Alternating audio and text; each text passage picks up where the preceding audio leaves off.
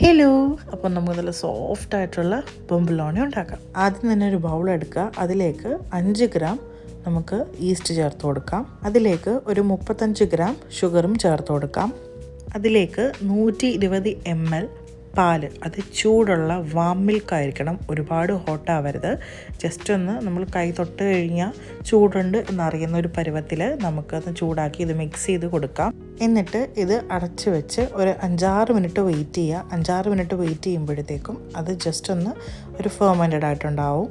കണ്ടില്ലേ, ഫെർമെൻറ്റഡ് ആയിട്ടുണ്ട്.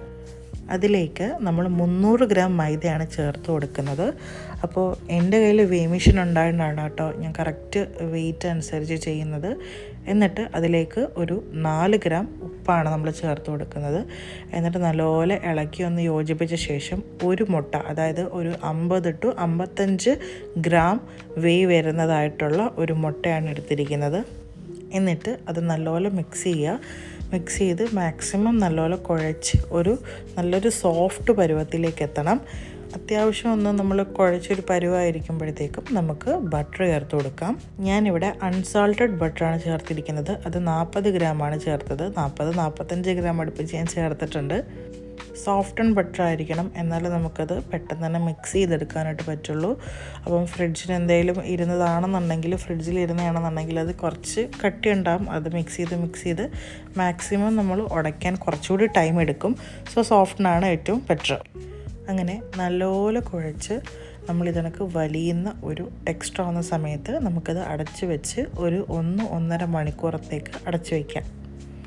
ഞാൻ ഒരു 1.5 മണിക്കൂറോളം വെച്ചിട്ടുണ്ടായിരുന്നു. അപ്പോൾ ആ ഡബിൾ ഹൈറ്റിൽ നമുക്കത് പൊങ്ങി കിട്ടിയിട്ടുണ്ട്. എന്നിട്ട് കൈ കൊണ്ടെല്ലാം നല്ലപോലെ ഒന്ന് മിക്സ് ചെയ്തെടുത്തിട്ട് ഞാൻ ടോട്ടൽ എത്ര വെയിറ്റ് ഉണ്ടെന്ന് നോക്കും.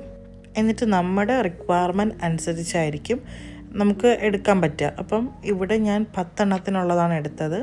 അപ്പോൾ 10 എണ്ണം എടുത്തപ്പോഴത്തേക്ക് എനിക്ക് തോന്നുന്നു മൊത്തത്തിൽ ചെയ്ത് വന്നപ്പോഴത്തേക്കും 585 എന്തോ സംതിങ് ആണ് നമുക്ക് ടോട്ടൽ വന്ന വെയിറ്റ്. അപ്പോൾ അതിനെ ഞാൻ 10 ഡിവൈഡ് ചെയ്തു. അപ്പോൾ ഓരോന്നും 55-56 ഗ്രാം അടുപ്പിച്ച് കിട്ടുന്ന രീതിയിലായിരുന്നു എടുത്തിട്ടുണ്ടായിരുന്നത്. അങ്ങനെ അതെല്ലാം ബോളാക്കി വീണ്ടും ഒരു 40-45 മിനിറ്റ് റെസ്റ്റ് ചെയ്യാൻ വെച്ച ശേഷം നമ്മൾ അടുപ്പിലേക്ക് സൺഫ്ലവർ ഓയിലാണ് ഞാനിവിടെ യൂസ് ചെയ്യുന്നത്.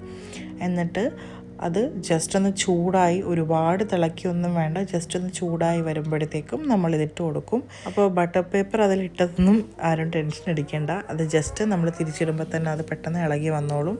വൺ സൈഡ് ഒരു 1 to 2 മിനിറ്റ്സ് നമ്മൾ ഇട്ട് ചെയ്താൽ മതി. എൻ്റെ അത് കുറച്ചൊരു ഡാർക്ക് ഷെയ്ഡായി, കാരണം ലോ ഫ്ലെയിമിൽ ഇട്ടാലും എൻ്റെ ബേണറിന് കുറച്ച് തീ കൂടുതലാണ് കേട്ടോ. അങ്ങനെ 2 സൈഡും നമ്മൾ പൊരിച്ച ശേഷം നമ്മൾ ഷുഗറിൽ ഇട്ടൊന്ന് ജസ്റ്റ് ഒന്ന് കോട്ട് ചെയ്തെടുക്കുന്നുണ്ട്. കോട്ട് ചെയ്തെടുത്തെന്ന് വെച്ച് കഴിഞ്ഞാൽ ഒതൻറ്റിക്കായിട്ട് അങ്ങനെ ചെയ്യാറുണ്ട്. ഞാൻ അതേപോലെ ഇവിടെ ന്യൂട്ടെല്ലയുടെ ഫില്ലിംഗ് ആണ് കൊടുത്തിട്ടുള്ളത്. ഭയങ്കര സോഫ്റ്റും അതേപോലെ ഭയങ്കര ടേസ്റ്റിയാണ്. അപ്പോൾ എല്ലാവരും ട്രൈ ചെയ്യുക. അപ്പോൾ അത്രയേ ഉള്ളൂ. ബൈ.